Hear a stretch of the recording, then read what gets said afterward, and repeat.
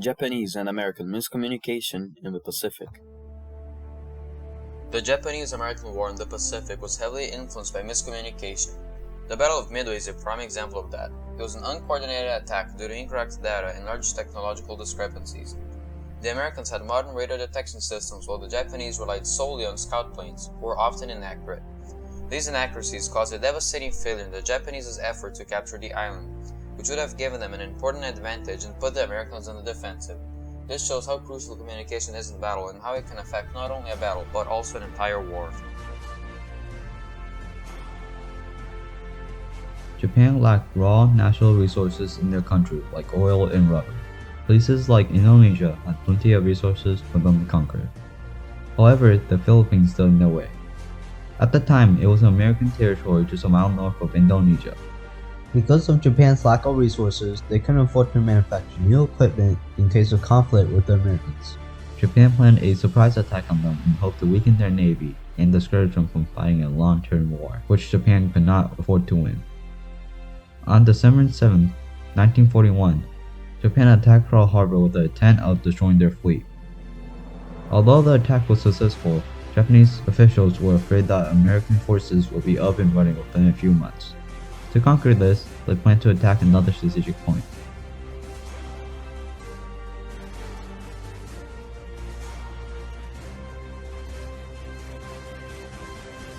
Midway stood between the American West Coast and Japan. If Japan captured Midway, it would be a defensive position that the Americans would have to retake. The capture of Midway would be a significant threat for American forces in Pearl Harbor, where most of their fleet was located.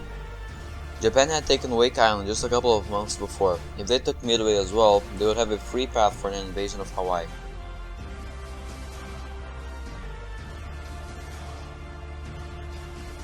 Japan has 4 aircraft carriers, 150 support ships, 15 submarines, and 248 aircraft. The Americans had 3 aircraft carriers, 50 support ships, 8 submarines, and 233 aircraft. Japan's fleet had greater numbers and superior aircraft. It seemed a Japanese victory was imminent.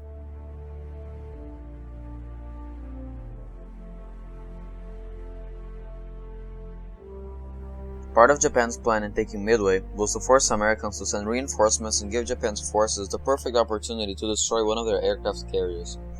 The Americans, however, were one step ahead. American codebreaker Elvin Urquhart had broken the Japanese code a few months earlier. They were already expecting a fight, and they were ready for it. They placed their carriers in Midway prior to the battle, which allowed them to better prepare for their attack. Another key advantage the Americans had over the Japanese was radar. Radar was a very new technology invented by the British 6 years earlier. Only 6 months into the war, the Allies already started installing radar in warships. All 3 American carriers in Midway had radar detection systems, while the Japanese had none. All 4 of Japan's carriers relied solely on visual identification like binoculars and scout planes.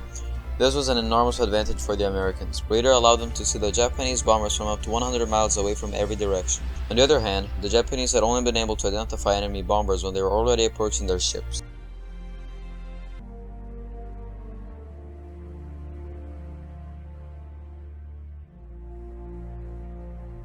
Vice Admiral Nagumo and his team faced a difficult decision when news from a scout plane spotted enemy ships 200 miles away.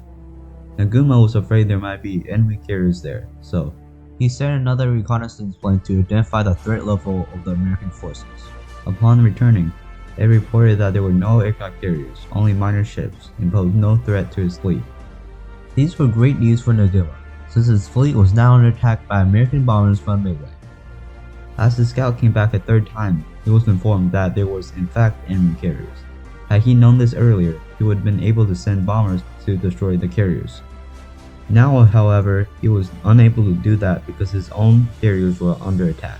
He now faces another difficult decision, whether to send his bombers to attack American carriers by themselves, or to recover his plane coming back from Midway and use them to aid the bombers. He decided to wait. This meant that the American fleet had the option to attack Japanese carriers unimpeded, destroying 3 of them, the Akaga, Kagi, and Soyu. Although the Hiryu made a counterattack and saw the sinking and evacuation of the USS Yorktown, it also met the same fate.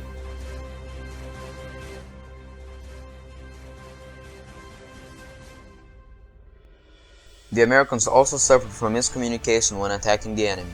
Like the Japanese, an American scout plane unreliably reported that only 2 Japanese carriers were incoming, while there were 4.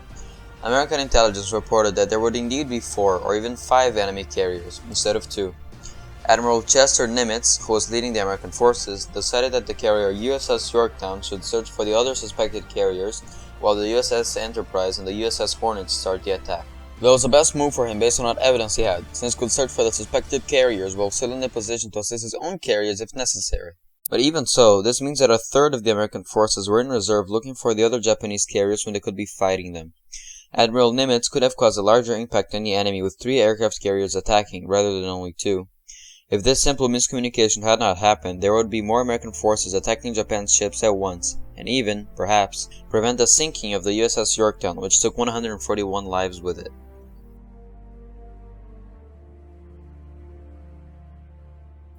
Miscommunication was not all that affected the American forces, however.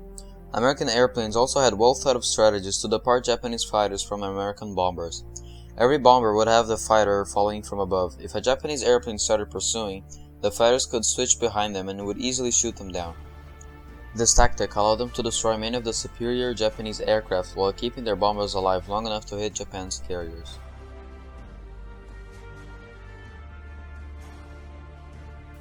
The Japanese had the help of greater numbers and better technology. The Americans had the help of a cracked code, good communication, and careful planning, which led them to a decisive victory. Japan lost all 4 of their aircraft carriers, while the Americans only lost 1 of 3. Nearly 300 Japanese planes were destroyed, while only 145 of the Americans were destroyed.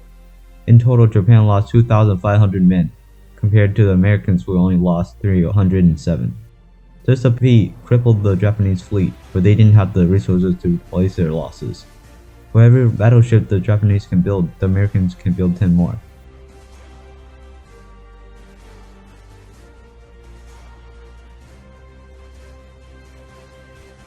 Midway thrust the warlords back to their heels, causing their ambitious plans to be cancelled, and forced them an unexpected, unwelcome defensive role.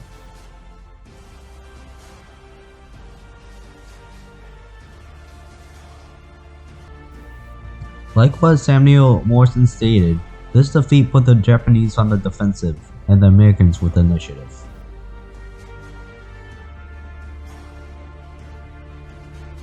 With this loss, the Japanese wouldn't have the extra defensive position they were hoping for. Their now crippled fleet left other Japanese-occupied islands exposed to American attacks, like Iwo Jima, which would be conquered 2 years later.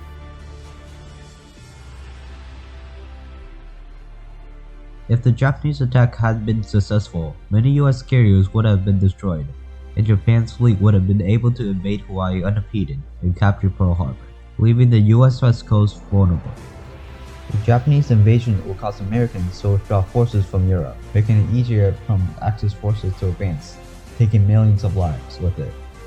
This loss shows how communication can affect not only the outcome of a battle, but also the entire war.